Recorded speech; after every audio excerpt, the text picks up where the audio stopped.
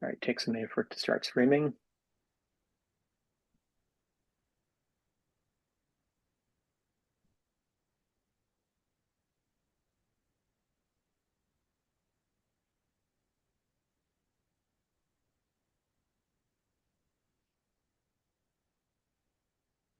Good evening, everybody. It is Thursday, September 19th, 2024, and this is ANC 5D's Zoning and Development Committee. Welcome, everybody. I have, when I start sharing my screen, please let me know if we have new panelists. I'm just promoting everyone to a panelist. Just remembered, there's a trick I'm supposed to do with I think it's Spotlight for everybody. We have an ASL interpreter this evening, so I think if I'm correct, I need to click the Spotlight for everybody, or do I hit the pin button? If anyone remembers, do I pin them, or I think I pinned them? I think it is pin. Okay, I pinned the ASL interpreter. There might be some switches with a second ASL interpreter, but I will do my best to not screw this up. Anyway, good evening, everybody. We have on the agenda tonight, we have two presentations. There is one for BZA case 21193. That's for case at 1538 Levis Street Northeast. And then there's a presentation by Gallaudet University to discuss their campus plan. So due to just chronologically, the BZA case has a hearing coming up in November. We're going to let them go first. So whoever wants to present, let me know, and I will promote you to a co-host. And that way you can do a screen share. Wonderful. Thank you. That would be me. Okay, let me make you a co-host.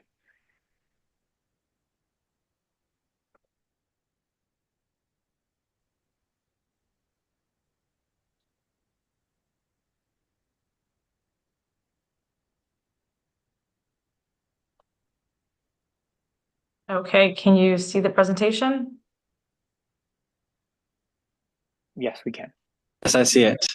Yes, I would, to get it, that order and everything out, I'd actually run the presentation. Oh, sometimes that doesn't, there, okay.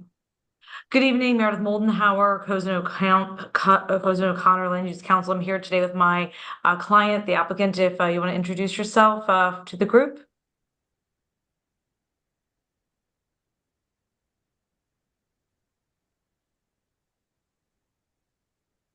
You have to unmute yourself.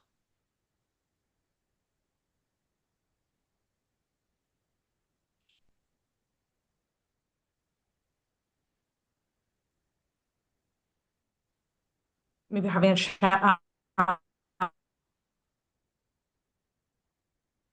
challenge unmuting. I'll just move forward. Area variance relief from the lot dimension requirements.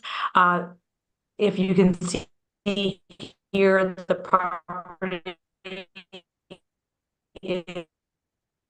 was originally the red buildings. You can see to the right the construction of the building. We'll go through a little bit of the history. So the property is a vacant gap lot with the project being a 3-story single-family row home with a compliant height of 32 feet and compliance as to all the other design requirement standards such as lot occupancy, rear yard, setbacks, and GFA.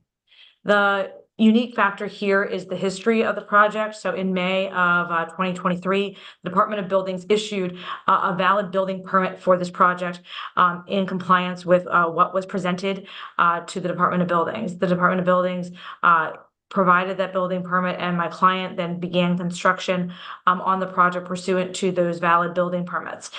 They pursued construction for a number of months, and as you could see in the prior image, got through to completing and going through all of the regular inspections on the property, including the site inspections, internal inspections, and then not until January of 2024 did the Department of Buildings then, as they were nearing the completion of the construction, issue a stop work order after they on their own determined that there had been an error in issuing the permit.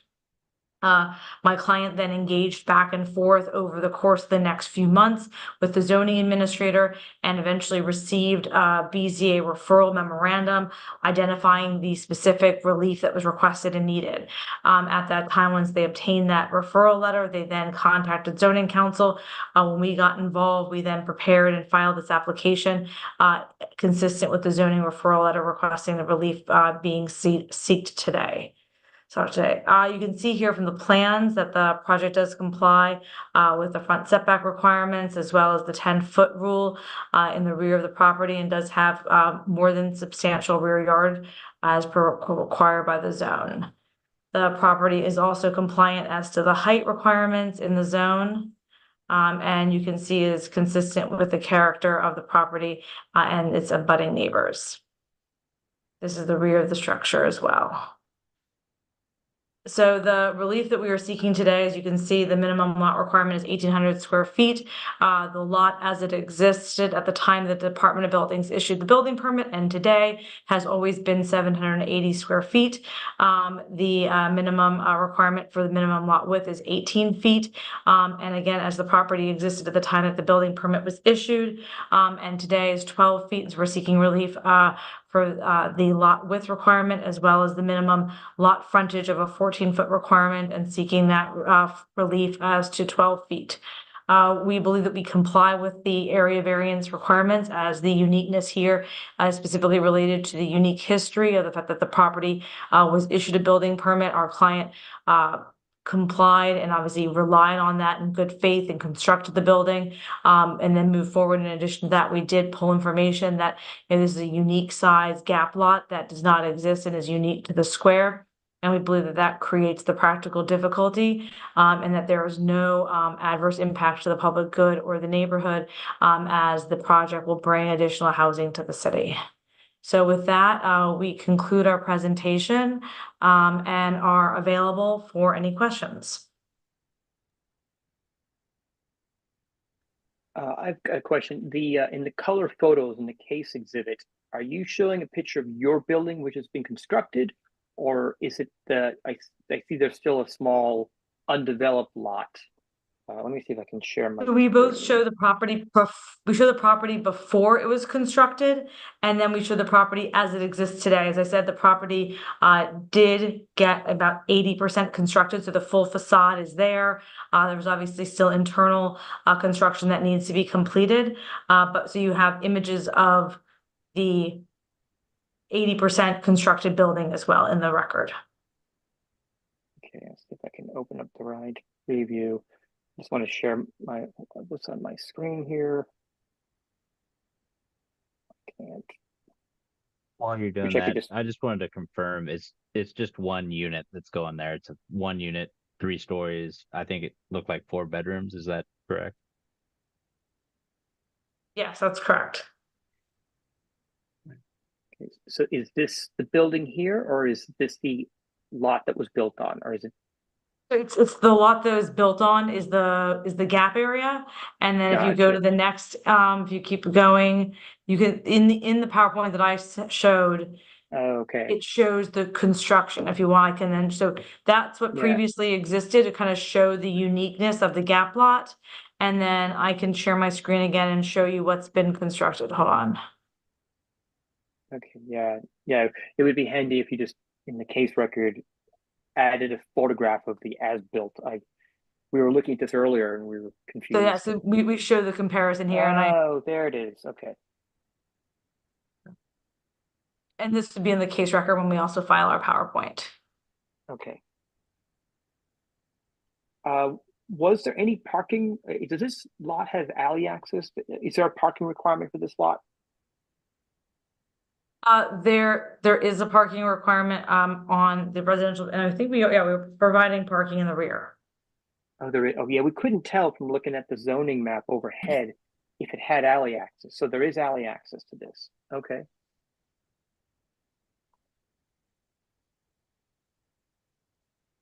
And it's a paper alley. I think it's a paper alley. Let me look at that. Hold on.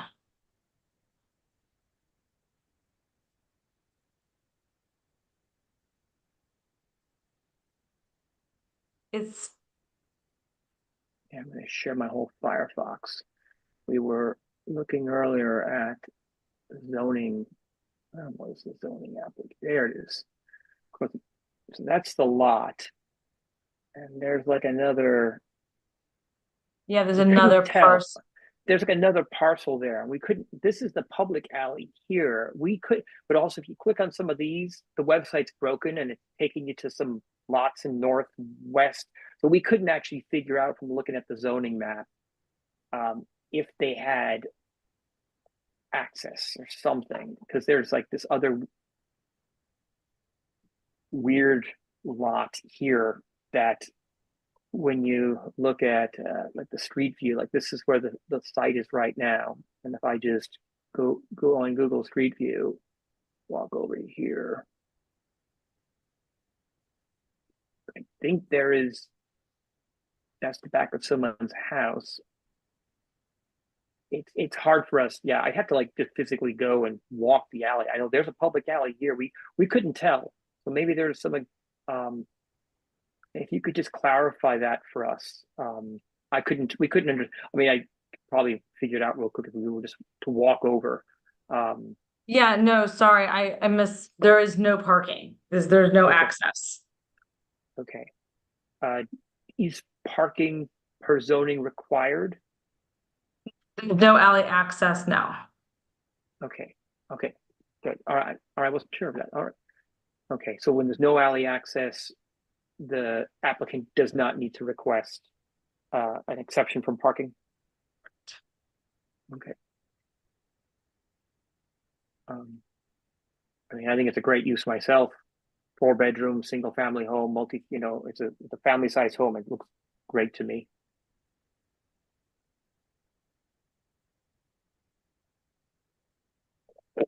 Commissioner Arbuckle, I see your hand is raised. Hello. So I'm still a little bit confused. I think it might have been answered, but I might not have heard it properly. So was the building built and then torn down? No, so the building, so the Department of Buildings issued a building permit. My client started to construct the work and then was informed that they needed to rescind the building permit. And so the building is still constructed and it is in a state of hold. It's currently on a stop work order. And so until this BZA decision is determined, no additional work can be done on the site. No additional work has been done on the site since January. And obviously this would allow the construction to be completed and a certificate of occupancy to be issued. Thanks. Thank you so much. I'm trying to turn off my there we go.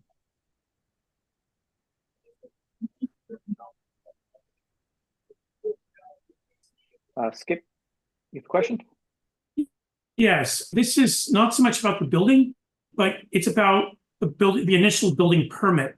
I'm curious to know if they've said anything about how they issued the permit without understanding what it was about. Have they said? To me, this is just bizarre that they issued the permit and then rescinded it. Again, one, I was not representing the client at the time that they issued the permit. All we've been informed is that it was issued. Obviously, my client relied on that issuance, and that during the inspection process, as that continued, there was another reviewer that eventually reviewed the permit and reviewed the project and realized that the DOB had issued it erroneously and then issued the stop work order, which is why we're here tonight.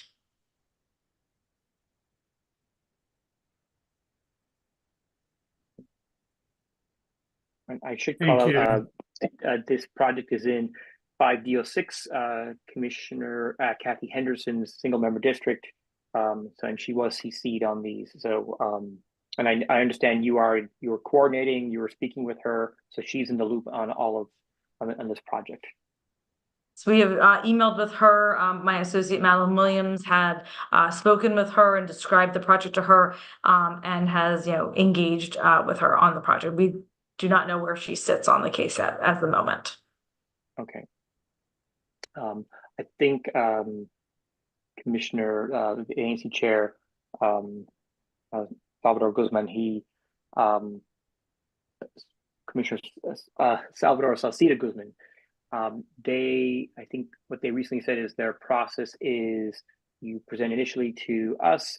That way, this is, you have a lot more time to go into all the details. And then I think they're going to have you come present at their committee of the whole meeting. I think he sent you the dates for that. Because I think the goal here is to get you for a full vote for the ANC at their October public meeting. That we got plenty of time to get in, the ANC report before the November hearing. So, Commissioner Arbuckle, do you have any to do in? I mean, to me, this seems like a very non-confrontational. I can't imagine any neighbors objecting to this. Any further questions, Commissioner Arbuckle? To me, this seems like a very good project. When I was in college, I lived in a townhouse that was 14 feet wide. 12 feet doesn't seem too different from 14 feet wide. I think that on its merits, even if there weren't the extenuating circumstances with the Department of Buildings, I think it still is a good project, and I think that it doesn't cause any harm to the surroundings. Then adding in the Department of Buildings issuing a permit and then rescinding it, I feel that's pretty sloppy on their part, and that inclines me even more to support this project on my own personal part.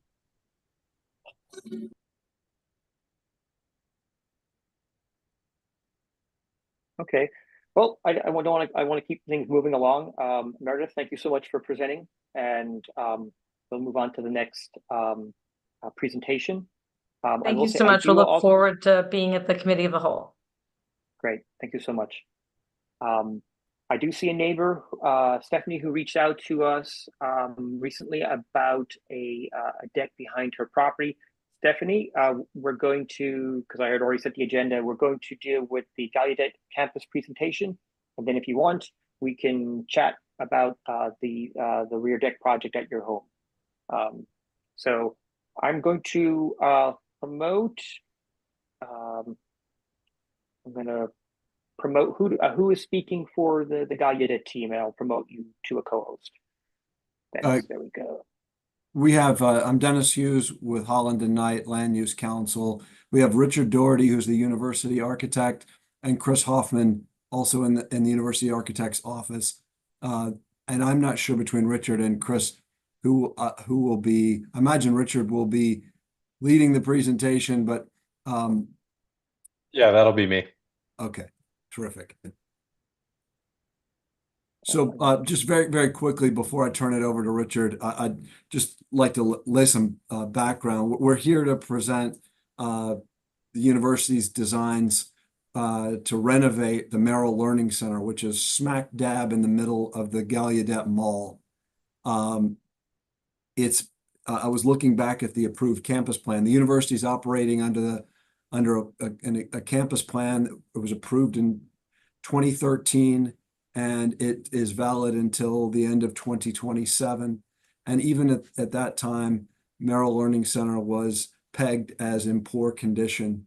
And the university is now in a position to move forward with you'll see momentarily a really exciting rethinking of that building as well as the larger mall. In terms of the process, and I can get into more detail after Richard shared with you the visuals if you like, but we will be filing a campus plan amendment application, hopefully before the end of the month. And that will include what is known as a further processing under the zoning regulations. It's specific design review that the zoning commission takes of buildings within a campus. So with that said, let me turn it over to Richard to share the designs. Thank you. Thank you, Dennis. I appreciate that, and do want to make sure that I'm able to share my screen. Let me try to go ahead and do that now. Richard, I'm going to make you a co-host that will allow you to present. And I want to be sure there was a change of ASL interpreters, and I hadn't noticed it, so I needed to switch. So there was a period there where the ASL interpreter was not being shown. Sorry about that.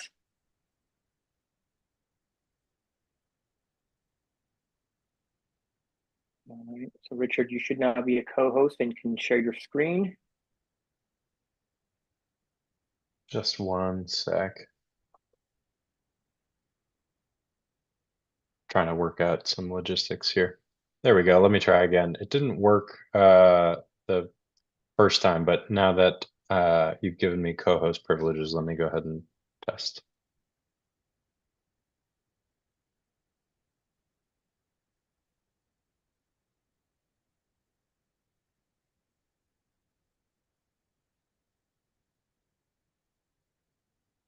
Doesn't seem to be working.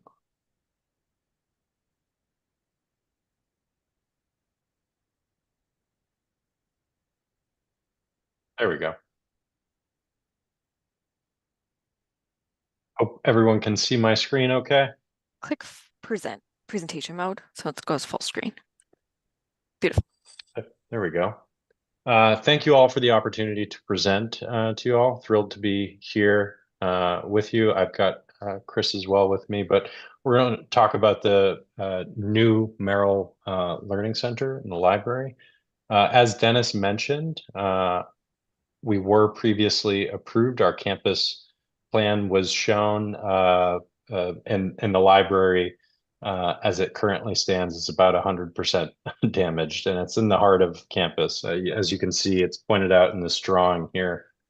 It's slated for 100% demolition. And the goal for this is to the mall, as it was originally designed in the 1950s, was to really have an open mall with as much view across campus as possible. And then later, they ended up putting a pretty large library right in the heart of the mall, and it was never really a successful project. Lots of students and staff complained about the building, that it was an eyesore and that it blocked visual access for the deaf community to be able to see across campus. And because this building was built in the 80s, at that era, it was sort of a bad year for construction. Construction was often built fast and cheap, and we're paying for the price of that now. So the goal is to the initial goal of 100% demolition and rebuilding a library was a good one, but after relooking at those plans, the plans have changed. Obviously, there's been a pandemic impact in terms of the goal and the construction costs being as high as they are. As well, the current library is shown as 3 floors. This is the current building as it currently stands. It's a 3-level building. There's a basement, first floor, and the floor above that. And you can see, again, it obstructs visual sight lines across campus. But we also realized that the basement actually had a wonderful functional space and for research, for filming. The height in that building is about 15 feet of that floor. So the basement was actually quite functional, and I couldn't see the point of a full demolition of the building and then building a new film studio. And, Gallaudet would, of course, have to pay a lot of money for that. So we're simply wanting to repurpose the basement for different purposes, whether it be filming and the like. Gallaudet's mission is really to prioritize keeping the continuity of that purpose and the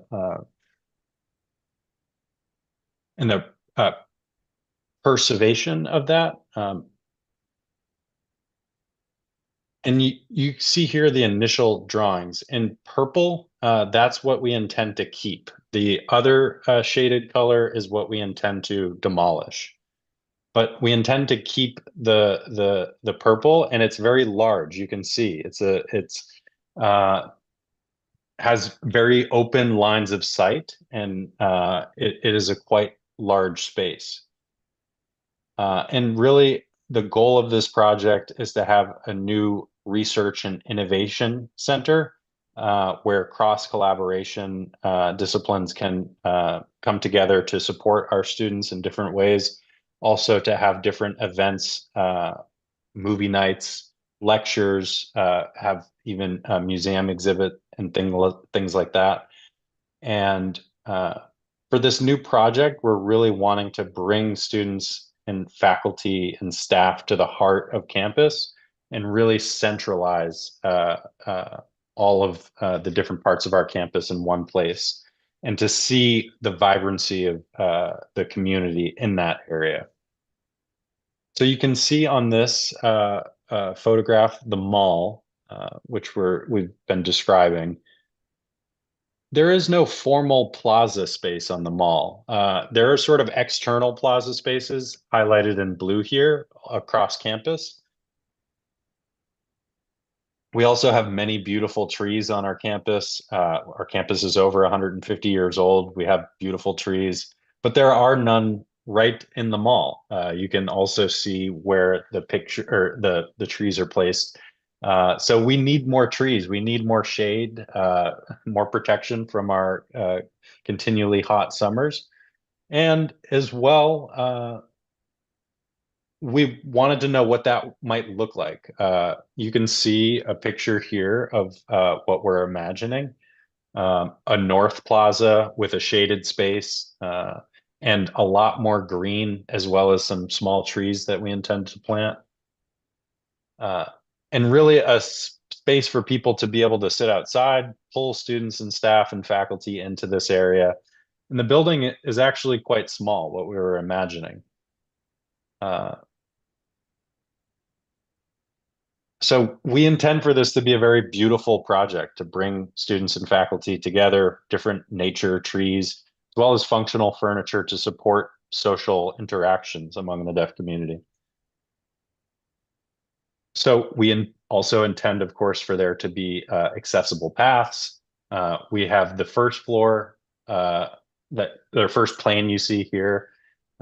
This is the front of the building, what we intended to look like. There's a butterfly roof here, which is quite a beautiful design, aesthetically pleasing. The first floor plan will have a lobby area, seating area in the front here.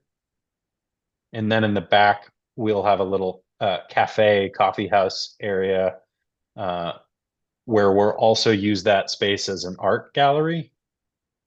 And then in the basement, we'll have a fresh new research and innovation center, our Gallaudet archives, as well as some of our film documents that we have, and really want to be able to support all of the various activities needed for Gallaudet.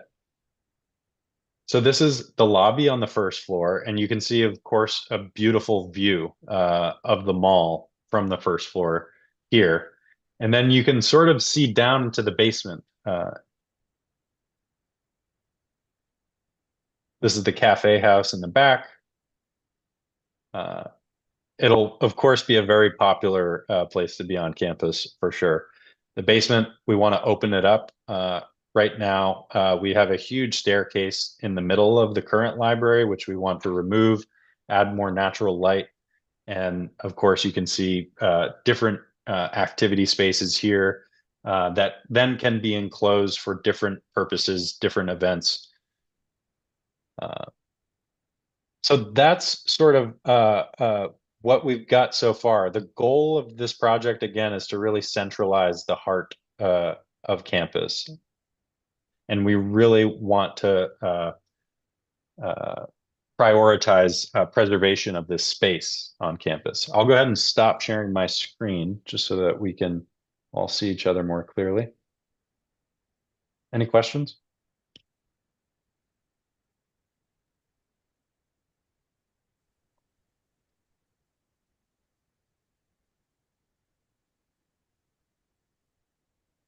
Skip, I see your hand is raised.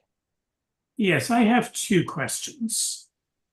First off is, you keep talking about the library. Is this replacement building a library? And if so, where are the books? And the second question is relates to climate change and things of that nature. I believe Gallaudet is actually on relatively high ground, but not that far away from it. You've had flooding issues with a with the main part of the building essentially being underground from the looks of it, is there a risk of flooding? And if so, how will you mitigate that possible risk? Thank you for those questions, Skip. First, to be clear, this new project is not a library project.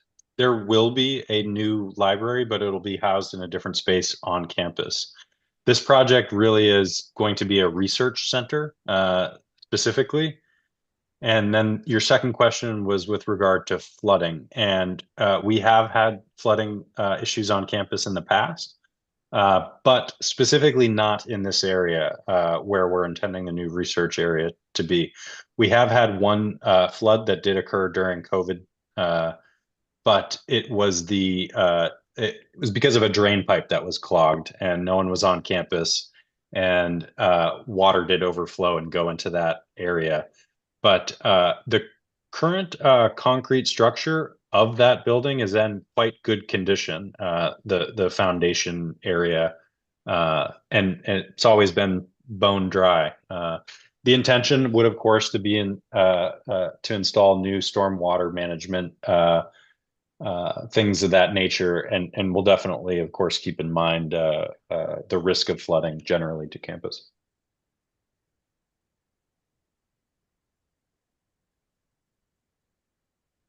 Thank you.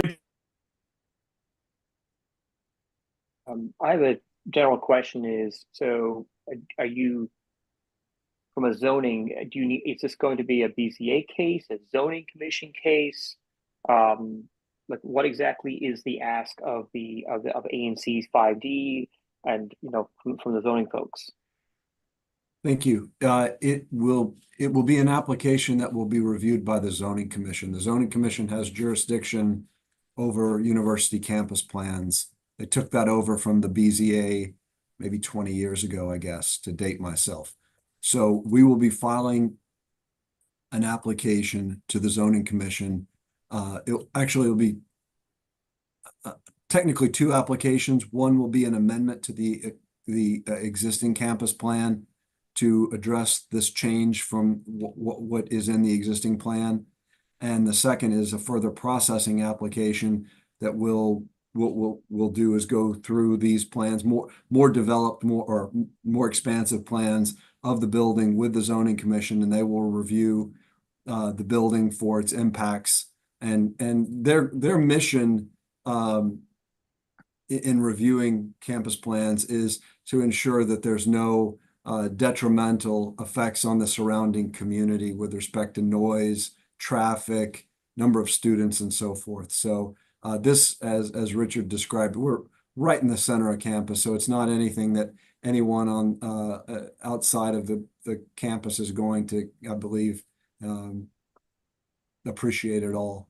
But that's a long-winded answer to your question. And I should add, we submitted the technical requirements of the zoning regulations provide that the university needs to submit a notice to the community that bounds within 200 feet of the perimeter of the campus. We need to do that at least 45 days before submitting our application formally, and we need to reach out to the affected ANCs. And we submitted that notice on July 9th. I got one call from someone wondering what it was about. We had a nice conversation and they had no worries.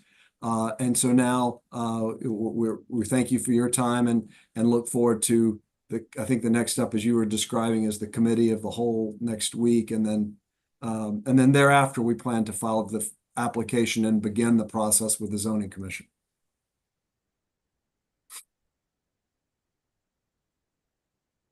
Thank you for that explanation.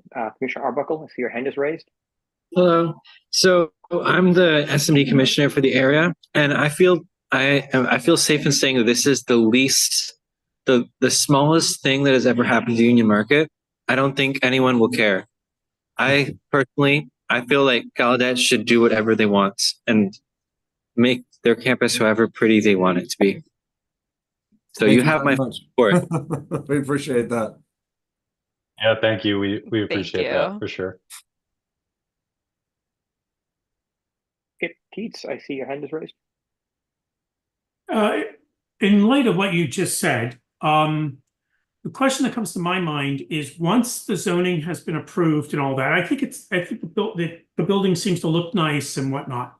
What I'm wondering is how loud will the construction probably be? Will it be heard elsewhere? And when is the probable finishing date for the revamped building? And the final question is, are you planning on having that open in some way for the larger community? I'm thinking like the cafe. From what I gathered, from what I was reading on the plan, there might be performance spaces or something like that. So I'm thinking theater or something of that ilk. I know my alma mater, they have a Shakespeare theater on campus. They have art galleries and a bunch of other things that are open to the public. It provides a nice little source of income to the school. So I was curious about that. Richard, if you could try to take those questions. Yeah, sure. Happy to, and thank you for that, those questions.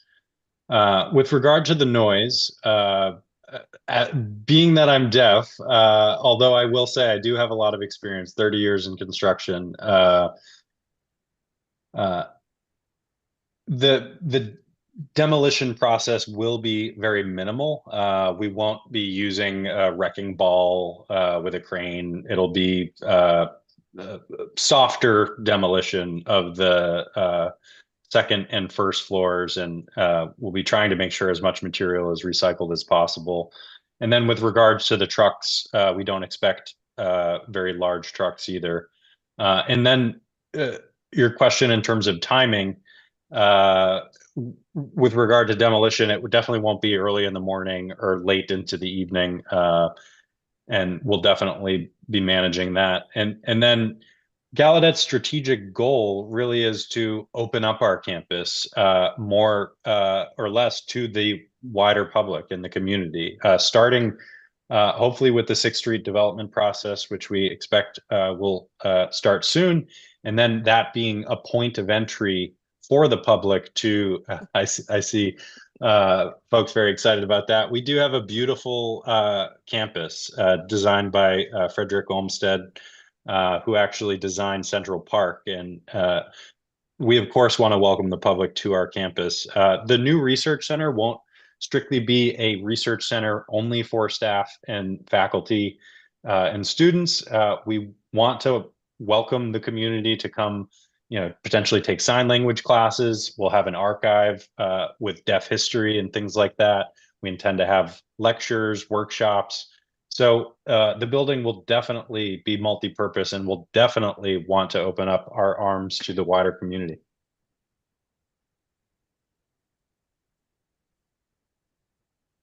Thank you. I've been trying to learn sign language on my own. We have, in my condo building, we have a deaf couple. Very cool. Very nice.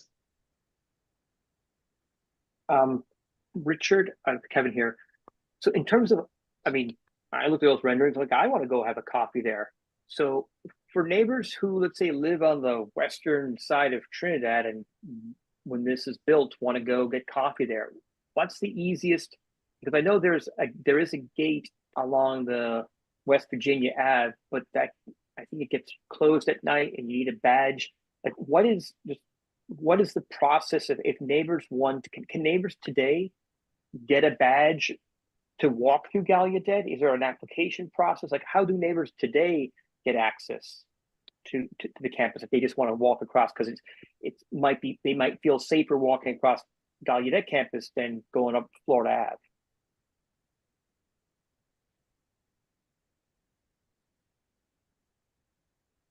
That's a great question. So there's a lot of politics involved in that, and a lot of historical reasons for the fence, for the gates.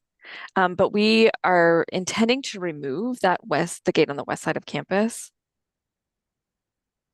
to be more welcoming, but also the front of campus on Florida Avenue.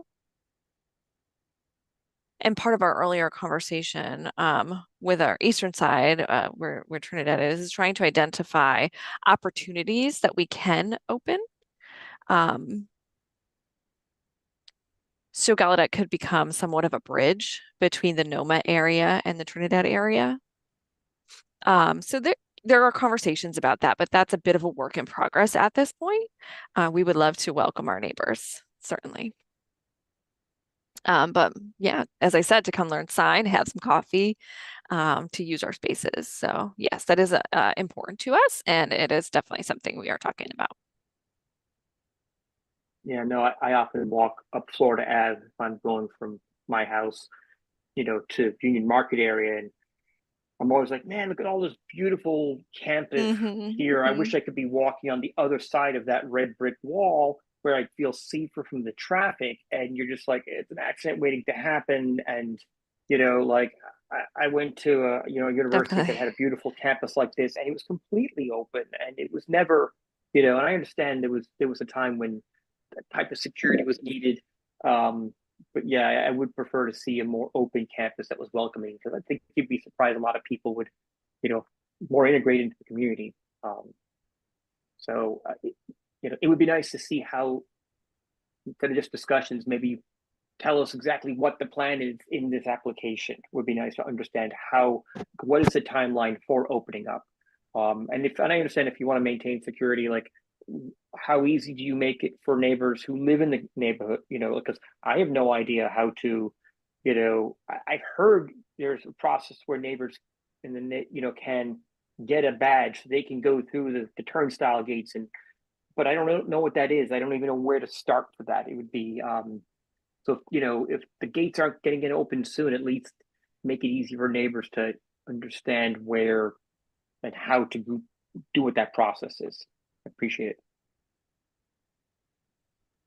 Kevin, I have one question from what I asked before that wasn't answered. Can I respond to that one? Sorry. I think, yeah, as we're developing the plans to become a bridge between the two sides of campus, as I said, Noma and Trinidad,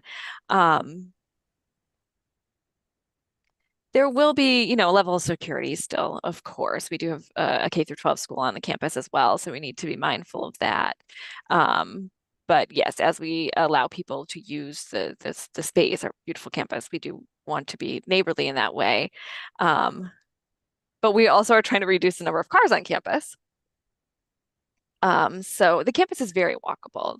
It's quite small. So and I'm speaking as a European, right? I'm not from America, so maybe this is a different view for me. I feel like it's a very walkable campus. And so we're trying to push the traffic more to the outside of campus and have it more walkable for the wider community.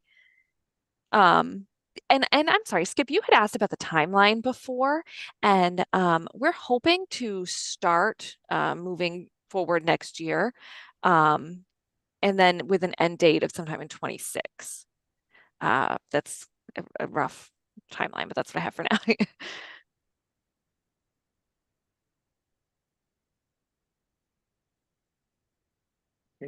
Skip, did you have another question, or was it asked and answered? That was the question, because it didn't get answered previously. I was looking for the, should we say, beginning and end points. Thank you. Yeah, sorry about that. Okay. Thank you very much for your time and those great questions, and we'll certainly take your direction. I understood that we would go before the committee of the whole, I think next Tuesday, but let me know if that's not the process. I will say I don't set the agenda for the committee of the whole meeting. That is the ANC chair, Salvador Associated Guzman, Commissioner. So maybe Commissioner Arbuckle here might know if you're on the agenda for that. But I don't know who sets that. You'll have to check with them.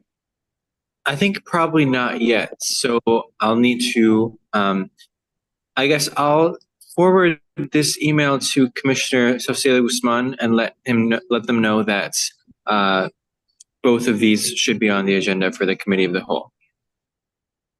Yeah.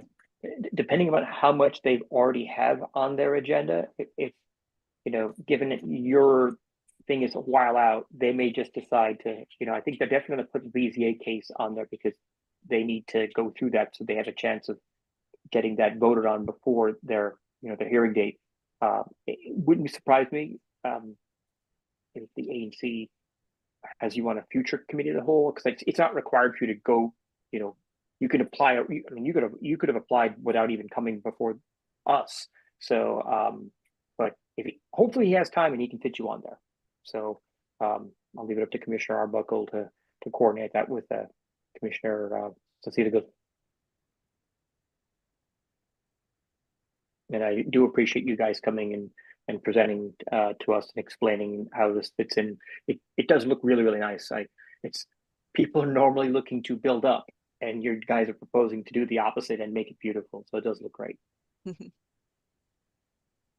Thank you very much. Yes, exactly.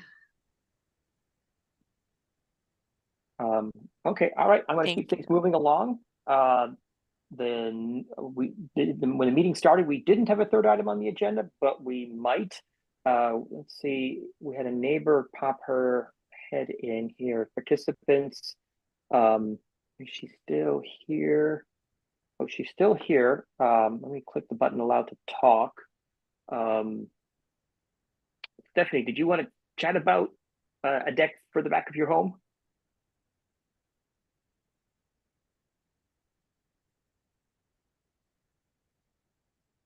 You are.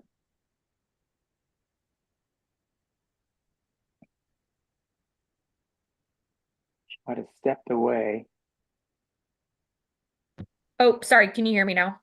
I can hear you now. Yes. Oh, great. I was just saying, I'm actually just here to listen. I don't know if Okay, great.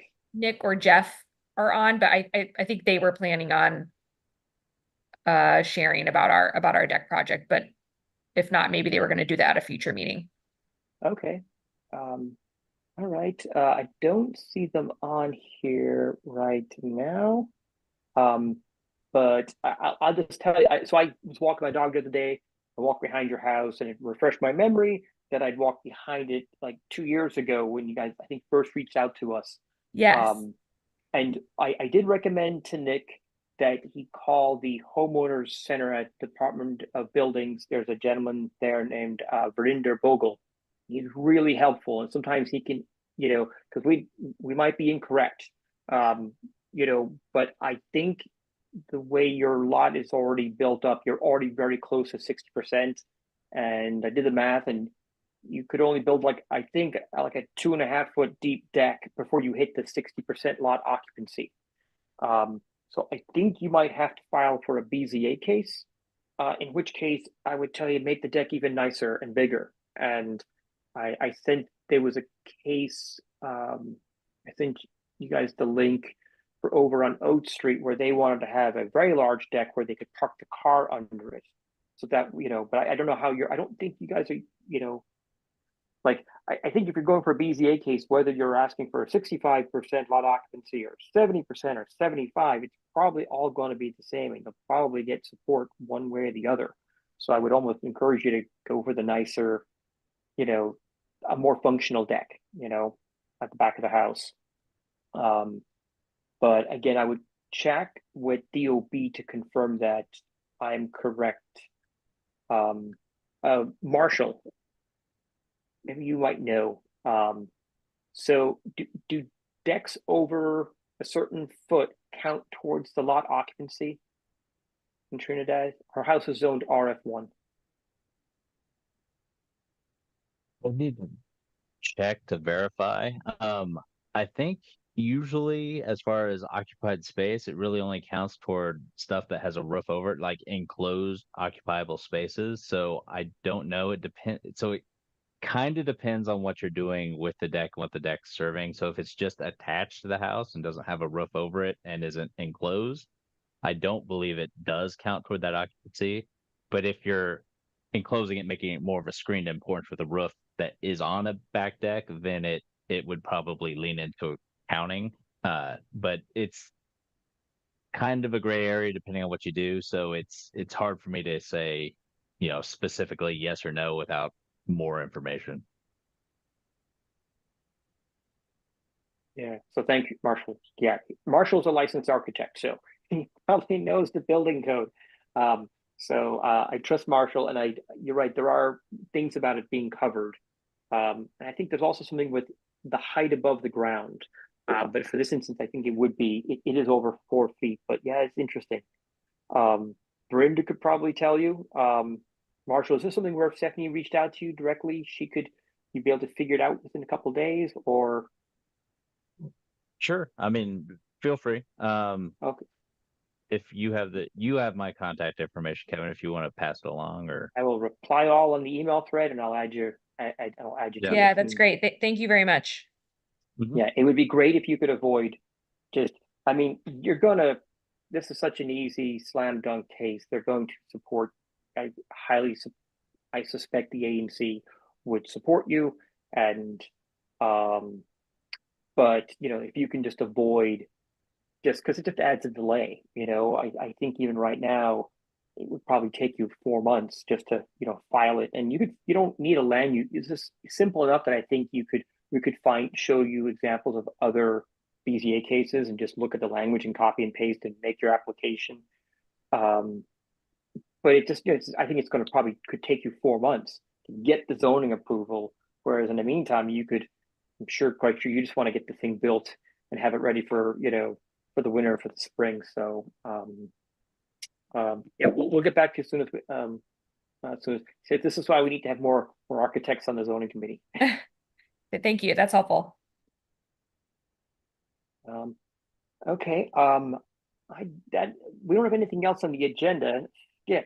Any other news from your neck of the woods going on over here? Not that I know of, although I will say they have done the dump lot I mentioned to you. Yeah. The city seems to have finally done some work on cleaning it up. They still have ways to go, but it's an improvement.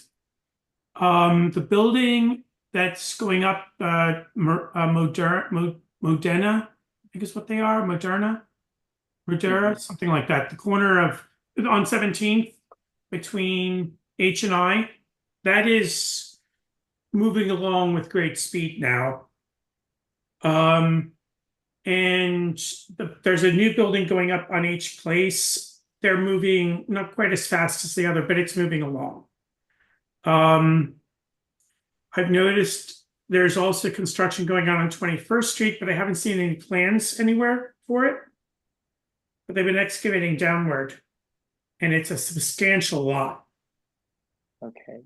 I mean, they do have permits, right? There's yes, they definitely have permits, but I don't recall them going through the ANC, through our committee at all. So, that probably just means it's a matter of right. I mean, that's what I'm suspecting. You only ever need, permits if you only need to go through the ask for zoning relief if it's not a matter of right. So yeah, and that's what I'm suspecting. There was something I saw. Oh, yeah, over on M Street, which would be, I think, Commissioner May's district, or that maybe Commissioner Blacknell's. There is a building that they've halted construction. It's up the block from where they wanted to put that retirement building, which I don't know where the status is on that at this point. But construction's been halted, I would say, for the better part of 6 to 8 months, no signage or anything. I don't know what's going on, but the wood's beginning to look exposed, if you get my drift.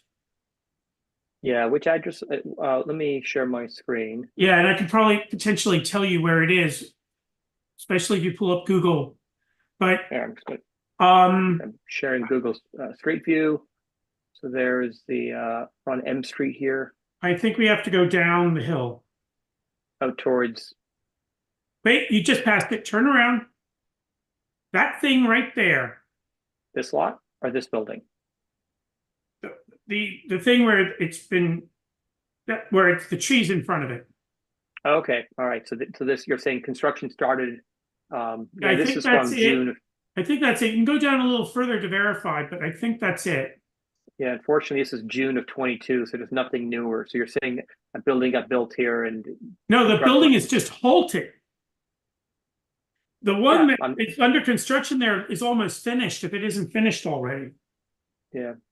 And there's another building where they've ripped the roof off, but that building there, the one that is to the right there now, that is nearing completion. But there's also another building. I don't think it's that corner one. I think it's further up the block. They've taken the roof off. You can see daylight coming through, but that's as far as it's gone. I think it's that house there, actually. Off to the right of the. Yeah. I think that's the building where they've ripped the roof off. I cannot for the life of me. Nothing's changed on either of them in a while, like months. Okay. Are they safe? I mean, is there fencing up? Like kids can't go in there and play and get hurt, right? I mean, No, I don't. I do not recall the fencing being particularly secure in either case. okay. Yeah, I'll try to do a drive-by tomorrow and just to take a peek, just to. Okay, I mean- there's also on, I think it's 20th Street, there's a building where I think the construction's halted. It has a bunch of like vacant signs and things on it. It's a very strange, I think it's 20th Street on the east side. Where is there's 21st? As you go toward H. There's 19th. Oh, there's 20th Street. Oh yeah, there's 20 right here. Okay. So somewhere down here. It's down toward H. If you go down on H, we should be able to see it. There's H. All right. It'll be up on this view, it's off on the left-hand side. I think it's, go 1 second, go back to the right. I think it may be the house. These are old photos. Yeah, this is June of 22. Yeah, I mean, this is all out of date. Unfortunately, But I think it's either the house with the red little thingy or the house with the awning. Okay. One or the other. They put like 3 doors on the front. It looks hideous. And all construction has halted. Okay. There's signage that indicates it's unsafe. And of course, that abomination, you can see off to the left there, is still just pending there. Oh, yeah. Oh, you mean the thing down here? Yeah. There's too many of there's too many of those things in this area. I don't know what we can do to halt this type of stuff from happening, but that's been like that since I moved in, closing in on 4 years ago now.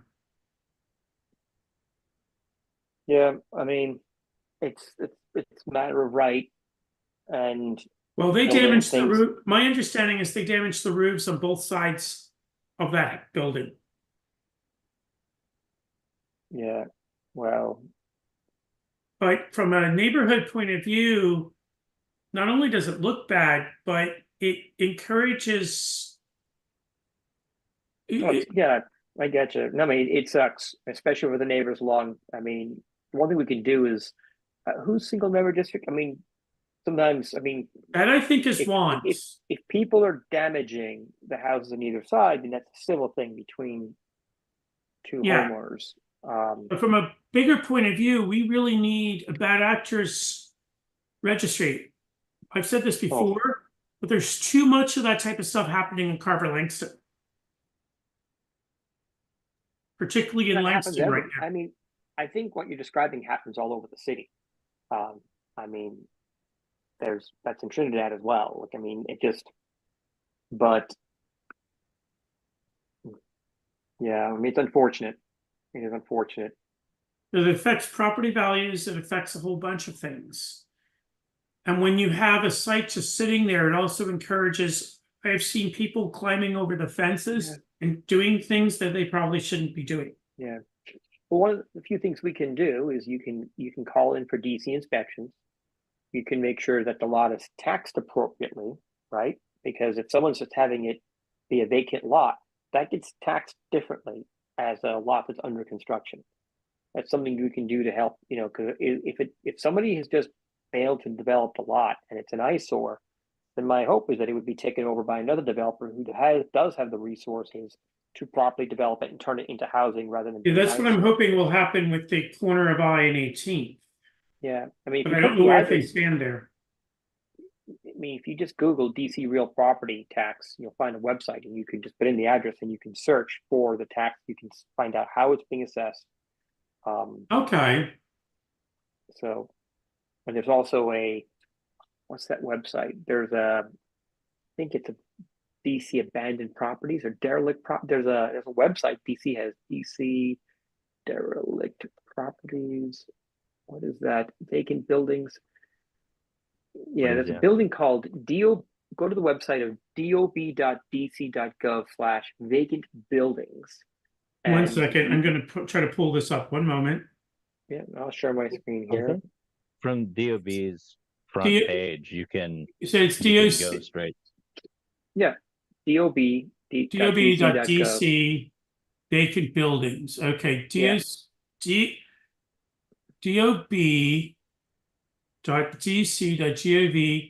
vacant. You can just go to DOB DC Got it. and from there you can request a vacant or blighted property inspection. Yeah, they make it super easy. Okay, yeah, there's a few of them scattered around this area. There's another one over on H Street going toward where the new buildings are going up. I have no clue what's going on, but there's too many of those green and orangey signs around here. Website's taking a while to load, but you can actually bring up, they have a map, and you can look in there and see is that property on the map here. I'm assuming 1835 is considered blighted, but there's been nothing there. 1835 H Street, you know, the abomination that's been the bane of everyone around here for quite some time now. I think you know which building I mean, Kevin. I do, yeah. I'm definitely afraid that thing's going to topple over at some point. It's looking shakier and shakier by the day.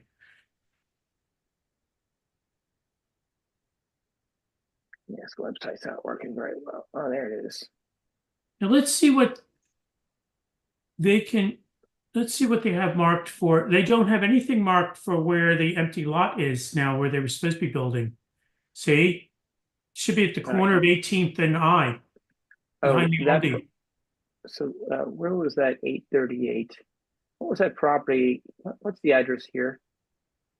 Oh, if I move out of the way, I'll see it. 826. 826. I was curious if there's a vacant property located at 838. Would be the other side of the street, I'm betting. Maybe the other side of 20th. Well, if it's that is it. Okay, 824. So it's there. It is 826. So it's listed as vacant, and even comes up here, exempt listing. What does that mean? Exempt. You can get exemptions for different reasons. Most likely it's for building permit, I would think in this case, but there's a limit to that as well. Is this information dates from 2017? It looks like. Yeah, I think there's also a trick some developers do where they list the property for sale, and they'll list it for like $1.5 million, even if it was finished, it may not be worth that. And so they get an exemption from vacant property by saying the building is for sale. Okay, yeah, so, it looks like the last confirmation of vacant date is 2 weeks ago. Skip, do you want to put in 826 20th Street Southeast into Redfin and let me know if that's listed for sale? Sure, one moment. Let me get Redfin up and then give me the address again. 826 20th Street Northeast. 1 second. I think this is your other favorite property, 1835 8th Street. 826 20th Street, Northeast. Yep, it's for $2 million. I was off by $500,000. So they claim it's 1,718 square feet with no beds and no baths. So to me, there seems to be a bit of a loophole there. I mean, I do have sympathy for people trying to build and construct anything. You run into problems. You know, It claims 8 units sold with plans and permits. yeah. And By the way- there's supposed to be 8 section. Oh, it's section 8 units. This is a rental project to be 3 section 8 units sold with plans and permits. So it's supposed to be section 8 housing. So, so it sounds like the person selling it isn't even selling a building. They're just selling a lot with plans and permits. But anyway, by the way, skip that other address, the infamous 1835 8th Street Northeast. Let me just, the folks at home, that is 1835. This is 8th Street, right? And they're trying to sell it for $695,105. Where is it? 1835 8th Street. No, correction. It's not for sale. It's off market. It was last sold August 3rd, 2018. Oh, I went the wrong direction. Oops. Oh yeah, you're in the wrong area. There's I. Keep going down I. It's 19th and H. There we go. Old man here. It's that corner one there. All right, our infamous Disaster. 1835. All right, and that is currently shown as a unregistered and blighted property. Oh, it's blighted, all right. So I And don't it's know missing what the top floor that lifted off and came down on Juan's house. So I gotta go, guys. yeah. Huh? So yeah, and I also want to wrap up. Actually, it's just us now here, I think. Let me stop sharing. How do I stop sharing? Well, what's interesting, that what is not shown as blighted or anything at this point is the corner lot at I and 18th. Yeah. Look, we can chat about it offline, Skip. I do want to sign off this meeting. It's Yeah, that's run fine. over 50 minutes over. So for folks at home, thank you so much for for watching this video, and have a good night. Be safe. Cheers. Good night. Bye.